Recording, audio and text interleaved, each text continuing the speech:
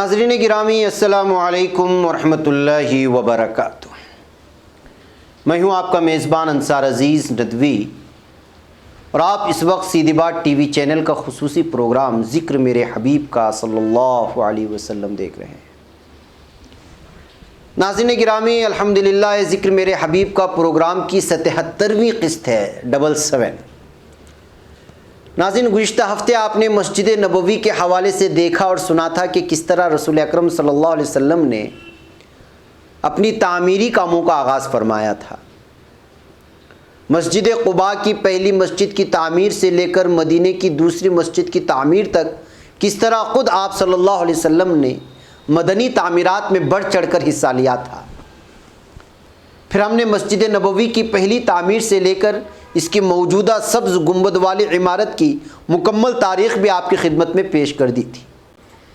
جی ہاں، تیسرا تعمیری اقدام اور شاید سیاسی لحاظ سے سب سے بڑا تعمیری اقدام، اور وہ یہ تھا کہ ریاست چلانے کے لیے مدینے کے یہود و مشرکین اور مسلمانوں کی سوسائٹی کو ایک نظم میں پرو دیا گیا۔ سیاسی نوعیت کی تنظیم معاشرے کے لیے ایک تحریری معاہدہ استوار کیا گیا، جس کی نوعیت در حقیقت ایک باقاعدہ تحریری دستور کی ہے۔ اس کو بجا طور پر دنیا کا پہلا تحریری دستور کہا جاتا ہے۔ ہم یہاں اس دستور کی دفعات پر بحث نہیں کرنا چاہتے، البتہ اس کے چند اہم پہلوؤں کا خلاصہ بیان کر دیتے ہیں۔ اس دستوری معاہدے کے ذریعے حضور اکرم صلی اللہ علیہ وسلم نے جو کچھ حاصل کیا وہ یہ تھا: نمبر 1، مدینے کے منظم ہونے والے معاشرے میں خدا کی حاکمیت اور اس کے قانون کو اساسی اہمیت حاصل ہو گئی۔ نمبر 2، سیاسی، قانونی اور عدالتی لحاظ سے آخری اختیار یا اتھارٹی حضور اکرم صلی اللہ علیہ وسلم کے ہاتھ آ گیا۔ دفاعی لحاظ سے نمبر 3، یعنی ڈیفنس کے لحاظ سے مدینہ اور اس کے نواح کی پوری آبادی ایک متحدہ طاقت بن گئی، اور اس کے کسی عنصر کے لیے قریش کی حمایت کے دروازے بند ہو گئے۔ نیز دفاعی لحاظ سے بھی مرکزی اور فیصلہ کن اختیار حضور اکرم صلی اللہ علیہ وسلم کے پاس آ گیا۔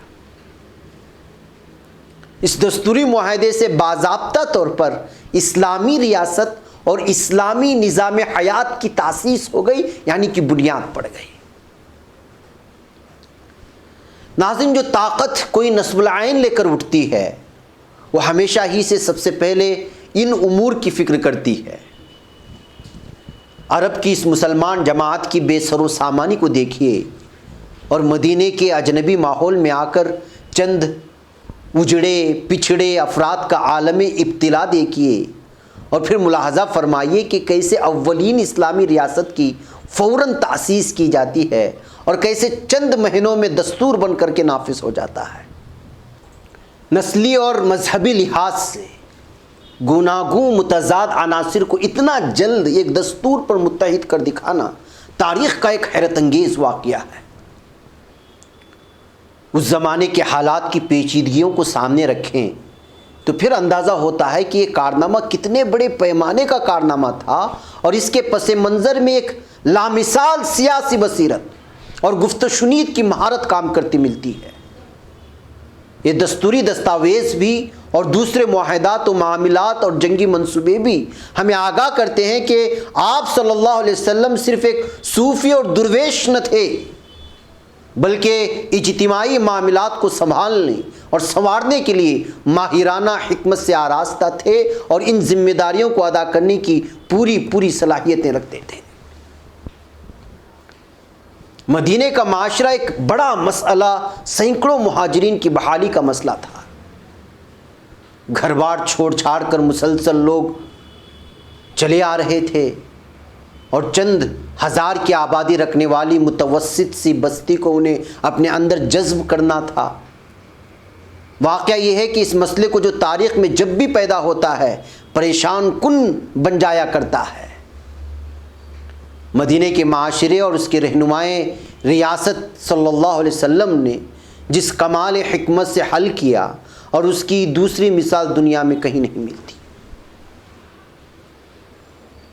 کوئی آرڈیننس جاری نہیں کیے گئے، کوئی قانون نہیں ٹھونسے گئے، الاٹمنٹس نہیں کی گئی، مہاجرین کی تعداد معین کر کے کوئی قدغن نہیں لگائی گئی، کسی جبر سے کام نہیں لیا گیا، محض ایک اخلاقی اپیل کے ذریعے اس پرپیچ مسئلے کو چند روز میں حل کر لیا گیا۔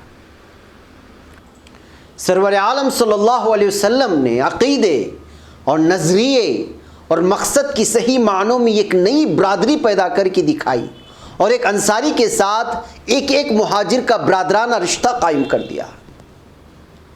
انصار کا یہ حال تھا کہ وہ اپنے مال، مساکن، باغات اور کھیت آدھو آدھ بانٹ کر رفقائے مقصد کو دے رہے تھے۔ دوسری طرف مہاجرین کی خودداری کا نقشہ یہ تھا کہ وہ کہتے تھے کہ ہمیں کھیت یا بازار کا راستہ دکھا دو، ہم تجارت یا مزدوری کر کے اپنا پیٹ پال لیں گے۔ مجرد بالخصوص نو عمر مہاجرین جو اپنے آپ کو تعلیم کے لیے وقف کرنا چاہتے تھے، ان کی اقامت گاہ صفہ یعنی مسجد نبوی کا ایک چبوترا تھی۔ تعمیری کام کے سلسلے میں یہ ایک اہم ادارہ تھا۔ اصحاب صفہ کی کفالت سوسائٹی کرتی تھی، اور حضور اکرم صلی اللہ علیہ وسلم خود ان کی ضروریات کی تکمیل میں سرگرم رہتے تھے۔ ناظرین، یہاں تاریخ و سیرت کے پورے سلسلے واقعات کو پیش کرنا مقصود نہیں ہے، مجملاً ہم نے یہ دکھانا چاہا ہے کہ اسلام کی ایک پود مکے سے آ کر مدینے میں کس طرح نصب ہوتی ہے اور کس طرح نئی قوم پلے نکالنے لگتی ہے۔ ماحول کیا تھا، اور اب ایک نئی مؤثر طاقت کے آ جانے سے اس میں کس نہج پر نئی حرکات شروع ہو رہی تھی۔ سوئے ہوئے معاشرے کو اذان حق نے آ کر جگا دیا تھا، عمل کا ایک اسٹیج تیار ہو گیا تھا، اور اس پر ایک مثبت اور تعمیری طاقت اپنا کردار پیش کر رہی تھی۔ مثبت کردار کے سامنے آتے ہی تاریخی قانون کا یہ تقاضا تھا کہ کوئی نہ کوئی منفی کردار بھی نمودار ہو۔ تعمیری مہم کے مقابل میں مشیت کا ضابطہ لازماً ایک تخریبی طاقت کو حرکت میں لانا چاہتا تھا۔ حق اگر میدان میں آ گیا ہو تو پھر ناگزیر تھا کہ باطل کے محاذ پر بھی گرما گرمی پیدا ہو جائے۔ تو ناظرین، مدینے میں جس نئے معاشرے کی اٹھان ہو رہی تھی، اسے دیکھ دیکھ کر شیطان بری طرح تلملا رہا تھا۔ وہ اپنے کچھ فداکار اور جانثار میدان میں لانا چاہتا تھا، چنانچہ اسے آلے کار مل گئے اور وہ ان کو اٹھا کر اسٹیج پر لے آیا۔ دین حق کو پہلے سابقہ ابراہیم علیہ السلام کے نام لیواؤں سے تھا، اب اس کے مقابلے میں موسیٰ علیہ السلام کے جانشین چغہائے تقدس پہنے اور کتاب اللہ بغل میں لیے خرامہ بڑھتے دکھائی دیے۔ دین حق کی اس تحریک میں پہلے جو کردار متولیان کعبہ نے ادا کیا تھا، اب مدینے میں وہی کردار فرزندان بیت المقدس نے اپنے ذمہ لے لیا۔ تاریخ اسلام وہ جاہلیت کا یہ عجیب المیہ ہے کہ دین حق کی مزاحمت کرنے کی خدمت سب سے بڑھ کر جوش ایمانی کے ساتھ ساتھ ہمیشہ اہل مذہب ہی نے سر انجام دی ہے۔ اہل مذہب جن کو دین حق کی دعوت کی پہلی آواز سنتے ہی اولین صفوں میں جا کھڑا ہونا چاہیے، وہی اول کافر بھی سب سے پہلے کافر بنتے جا رہے تھے۔ اہل مذہب ابتدا میں مذہب کے خادم اور علمبردار ہوتے ہیں، لیکن آہستہ آہستہ جب ان کا ایک مرتبہ پیدا ہو جاتا ہے اور ان کے کچھ مفاد مذہب سے وابستہ ہو جاتے ہیں تو پھر وہ مذہب کو اپنا تابعدار بنا لیتے ہیں۔ وہ آہستہ آہستہ مذہب کے نام پر اپنے کچھ مستقل حقوق پیدا کر لیتے ہیں۔ پیروان مذہب سے کچھ اپنے طبقاتی مطالبات منوا لیتے ہیں اور کچھ اعزازات ان کے لیے مخصوص ہو جاتے ہیں۔ مذہب اپنے پیروؤں کے دور زوال میں ہمیشہ انہی مراحل سے دوچار ہوتا ہے۔ یہاں پہنچ کر مذہب ایک اچھے نفع بخش کاروبار کی سطح پر آ جاتا ہے اور وہ ایک موروثی جاگیر بن جاتا ہے۔ یہاں پہنچ کر واعظ مال تجارت بن جاتے ہیں، علم ذریعہ معاش ٹھہرتا ہے، فتوے متاع بازار بن کر اپنا ایک مارکیٹ ریٹ پیدا کر لیتے ہیں، دینی مناسب روحانی قیادت و اقتدار کا زینہ قرار پاتے ہیں۔ اس مقام پر جب ایک بار اہل مذہب آ پہنچتے ہیں تو پھر ان کا کاروباری ذہن ہر معاملے میں سوچنے پر مجبور ہو جاتا ہے کہ ہمارا مفاد محفوظ رہتا ہے یا نہیں، اور ہمارا منصب اور ہماری پوزیشن کسی اور طرف تو منتقل نہیں ہوئی جاتی۔ کاروباری ذہن جب ان اوصاف کے ساتھ دائرے مذہب میں آ گھستا ہے تو اہل مذہب کسی کی طرف سے اختلاف کو گوارا نہیں کر سکتے اور نہ کسی بڑے مقصد کے لیے دوسروں کے ساتھ تعاون کر سکتے ہیں۔ اپنے اندر کسی کمزور یا غلطی کو ماننے اور اس کی اصلاح کرنے پر تیار نہیں ہوتے۔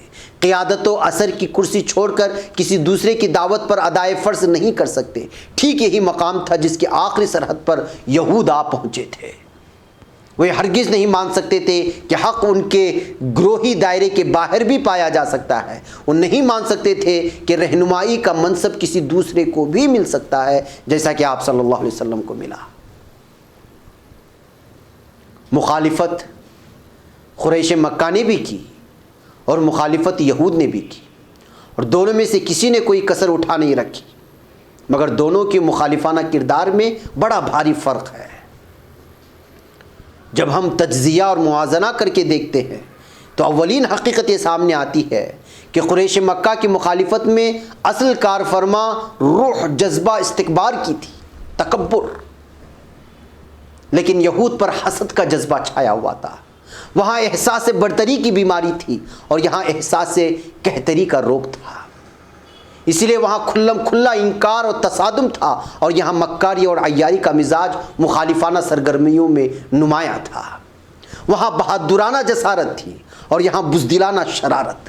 وہاں مخالفت سیدھے سیدھے تشدد کے رخ پر ارتقا کرتی رہی تھی، لیکن یہاں وہ نجوا اور سازش اور نفاق کی طرح بڑھتی چلی گئی۔ مکے میں صرف مسلم اور کافر دو گروہ تھے، لیکن مدینے میں مسلم کافر طاقتوں کے بیچ ایک تیسرا کردار نفاق کا بھی نمودار ہو گیا، منافقوں کا۔ اس مطالعے سے اندازہ کیا جا سکتا ہے کہ جامد مذہبیت اور فاسد دینداری کھلے کھلے کفر و شرک اور صریح جاہلیت سے زیادہ پست فطرت رکھتی ہے اور مخالفت حق میں زیادہ گھٹیا کردار پیش کرتی ہے۔ پھر ہم دیکھتے ہیں کہ اس رزم کفر و دین میں یہود کی جامد مذہبیت اور فاسد دین کاری نے اسلام کے مقابلے پر کفر و شرک کی طاقت کے پلڑے میں اپنا پورا وزن تعاون ڈال دیا۔ حالانکہ بڑے سے بڑے اختلافات کے باوجود اسے خدا پرستانہ و اخلاق پسندانہ مسلک کے علمبرداروں کے ساتھ زیادہ ہمدردیاں ہونی چاہیے تھی۔ زیادہ سے زیادہ گنجائش اس بات کی ہو سکتی تھی کہ یہود مخالفت اسلام میں اپنی پوزیشن کفار و مشرکین سے بالکل الگ ممیز رکھتے، لیکن تعالوا الی کلمۃ سواء بیننا و بینکم، سورہ آل عمران کی 64ویں آیت ہے۔ اس کا مفہوم ہے کہ آؤ ایک ایسی بات کی طرف جو ہمارے اور تمہارے درمیان یکساں ہے، کہ دردمندانہ پکار سننے کے باوجود انہوں نے انسان اعظم صلی اللہ علیہ وسلم اور اس کے ساتھیوں کے پاکیزہ دینی افکار و اعمال کو چھوڑ کر ابو جہل اور ابو لہب جیسے گھٹیا انسانوں کا ساتھ دینے کا فیصلہ کیا۔ اور جامد مذہبیت اور فاسد دینداری کا یہ بھی تاریخی رول رہا ہے کہ وہ معرکہ کارزار میں دینی محاذ پر کسی قیمت کے عوض بھی اپنا تعاون پیش نہیں کر سکتی، بلکہ لازماً وہ دین کی دشمن طاقتوں کی گود میں جا گرتی ہے۔ اس کا حلیہ ہمیشہ کفر و الحاد اور فسق و فجور کے پیکروں سے ملتا ہے۔ یہاں گفتگو چند مستثنی افراد پر نہیں ہو رہی ہے جو کسی گروہ کے اندر سے بدترین دور فساد میں بھی برآمد ہوتے ہیں۔ ہم عمومی کلی اخذ کر رہے ہیں کہ کیا ہوا۔ یہ تھا وہ موقف جو یہود نے لیا۔ وہ اپنی کمین گاہوں سے نکلے اور علم و تقویٰ کے سارے ہتھیار سنبھال کر تخریب پسندانہ منفیت کے مورچوں پر جا ڈٹے، اور انہوں نے عملاً کفار و مشرکین کو اپنا پورا تعاون پیش کر دیا۔ انہوں نے داعی حق اور اسلام کی تحریک اور اس کے وابستگان کے خلاف بھپتیاں کسی، مذاق اڑائے، نت نئے سوالات اور اعتراضات گھڑ گھڑ کر کٹھجتیاں کی، الزامات لگائے، پروپیگنڈے کے طوفان اٹھائے، مخبریاں اور جاسوسیاں کی، مسلمانوں کو باہم دیگر لڑانے کے منصوبے تیار کیے، تکفیر و تنسیق کے فتوے لگائے، رحمت دو عالم صلی اللہ علیہ وسلم کے قتل کی تدبیریں کی، اور جنگ اور ایمرجنسی کے حالات میں سخت قسم کی غداریاں کی۔ اپنی طرف سے یہ چوٹی کا زور صرف کر دیا، لیکن شروع سے آخر تک ایک بڑے مغالطے میں رہے، اور منفی مزاج کی تخریبی مہموں کو اٹھانے والی طاقتیں ہمیشہ اس مغالطے میں رہتی ہیں۔ لیکن بعد والوں کو اس سے سبق لینے کی بھی توفیق نہیں ہوتی کہ کسی وصولی اور تعمیری تحریک کا توڑ ایسے لوگ کامیابی سے کر سکتے ہیں جو خود بے وصول ہوں، کوئی تعمیری نقشہ نہ رکھتے ہوں، اور جو اخلاقی پستی کے آخری گہرائیوں میں جا گرے ہوں۔ در حقیقت ایسے لوگوں کا کردار بالکل اسی نوعیت کا ہوتا ہے جیسے چڑھتے سورج کی شعاع سے چڑھ کر چمگادڑ فضا میں اپنے پر پھیلا کر زمانے کو تاریک رکھنے کے در پہ ہو۔ جیسے شہسواروں کی کسی دستے کا راستہ روکنے کے لیے چند مچھر اور چند مکھیاں اپنی بنبناہٹ کا پورا زور و شور دکھا دیں، جیسے 14ویں کے چاند کو دیکھ کر کوئی گنوار اس کی طرف منہ اٹھا کر تھوک دے۔ بہرکیف ناظرین، ایک تجزیہ تھا جو آپ لوگوں کے سامنے رکھنا تھا، واقعات کے حوالے سے بھی کہ انصار اور مہاجرین کے درمیان میں کس طرح برادرانہ تعلقات پیدا کیے گئے، کیا شرطیں تھیں، کس طرح انٹری ہوتی ہے ہے کی، کس طرح انٹری ہوتی ہے یہودیوں کی، کس طرح کی چال بازیاں تھیں، سازشیں تھیں، کیا کیا ہوا، اور بہت ساری چیزیں یہیں سے شروع ہوتی ہیں مدینے کے اس دور سے۔ ساری چیزیں آپ کے سامنے آئیں گی اور ہر ہفتے آئیں گی۔ مجھے یہاں پر اجازت دے، وقت ہو چلا ہے۔ السلام علیکم ورحمۃ اللہ وبرکاتہ۔ اللہ